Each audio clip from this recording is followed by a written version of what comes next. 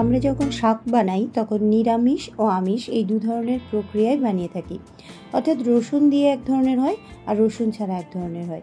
ব্যক্তিগতভাবে আমার রসুন দিয়ে বানানো শাকটাই বেশি ভালো লাগে।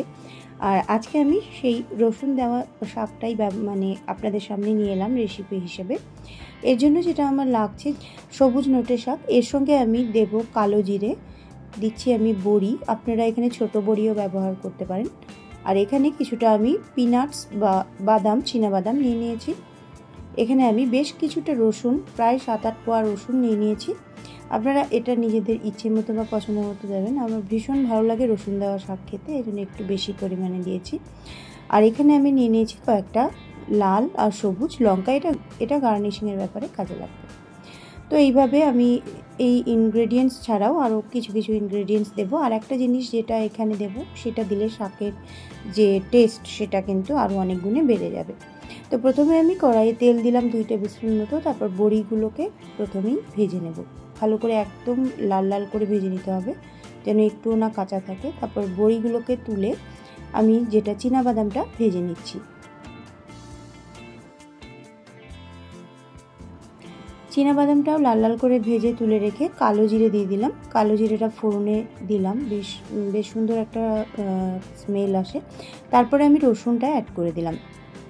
আমি এই রসুন দেওয়া শাকে কখনোই নারকেল ব্যবহার করি না, আর অনেকে করে থাকেন, তবে রসুন দেওয়া শাকে নারকেলটা অতটা আমার ভালো লাগে না। তো এরপর আমি দিয়ে দিলাম কাঁচা লঙ্কা, আর যেটা নিরামিষ বানাই সেটাতে আমি নারকেলটা অবশ্যই করে দিই। তো এবার আমি ভালো করে ফোড়নটা ভাজা ভাজা করে নিলাম। তারপরে নোটে শাক ধুয়ে কেটে রেখে দিয়েছিলাম, সেটা আমি দিয়ে দিচ্ছি। এটা 500 গ্রাম শাক আছে, এর মধ্যে আমি দিয়ে দিলাম। আর যেহেতু ফোড়নটা অনেকটা আগেই ভাজা ভাজা হয়েছে, তাই ওপর থেকে ফোড়নের ব্যাপারগুলোকে ওপরের দিকে তুলে নিয়ে এলাম, যাতে করে না পুড়ে যায়। এবার আমি সামান্যতম একটু লবণ দেব, কারণ শাকটা তো কমে আসবে, সেই জন্য লবণের মাত্রা যেন অধিক না হয়ে যায়, তাই অল্প পরিমাণে লবণ। আর কালারের জন্য বা জীবাণুনাশক হিসেবে অল্প পরিমাণে একটু হলুদ অ্যাড করে দিলাম। এবার নাড়াচাড়া করছি। আর শাকের যে কালারটা সেটাকে বজায় রাখার জন্য খুবই কম পরিমাণে হলুদটা দেওয়াই এখানে ভালো করে একটু নাড়াচাড়া করে ঢাকনা চাপা দিয়ে আমি 3 থেকে 4 মিনিট হতে দেব।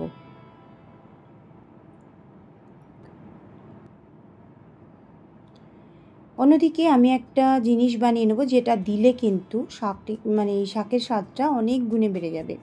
বড়ি আর বাদাম যেটা আমি ভেজে রেখেছিলাম, সেটাকে আমি হালকা করে হামালদিস্তায় ভেঙে নেব।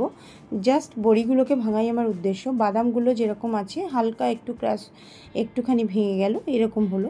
আমি আপনাদের হাতে নিয়ে দেখাচ্ছি। এই জিনিসটা যদি আপনারা শাকে একদম তৈরি হয়ে যাওয়ার পর দেন, তাহলে কিন্তু শাকের যে স্বাদ সেটা আরও দ্বিগুণ মাত্রায় বেড়ে যাবে।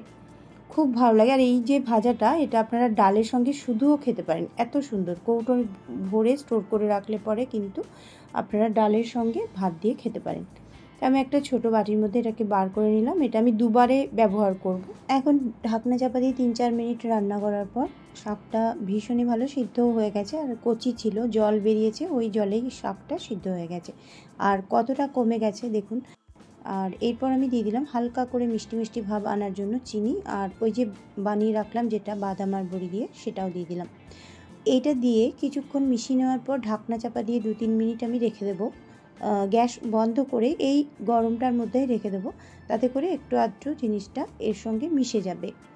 এবার দেখুন, গরম গরম ভাত দিয়ে এটা পরিবেশন করুন, অসাধারণ খেতে লাগবে। আর এই গরমের দুপুরে তো ভীষণ ভালো লাগবে। রেসিপিটি ভালো লাগলে লাইক, কমেন্ট, শেয়ার, সাবস্ক্রাইবের অনুরোধ জানাচ্ছি। আরও এই ধরনের রেসিপি পেতে আমার চ্যানেলটিকে সাবস্ক্রাইব করে পাশে থাকা বেল আইকনটা বাজিয়ে রাখলে আপনাদের কাছে আমি যখনই যা আপলোড করব নোটিফিকেশন চলে যাবে। অনেক শুভেচ্ছা রইল।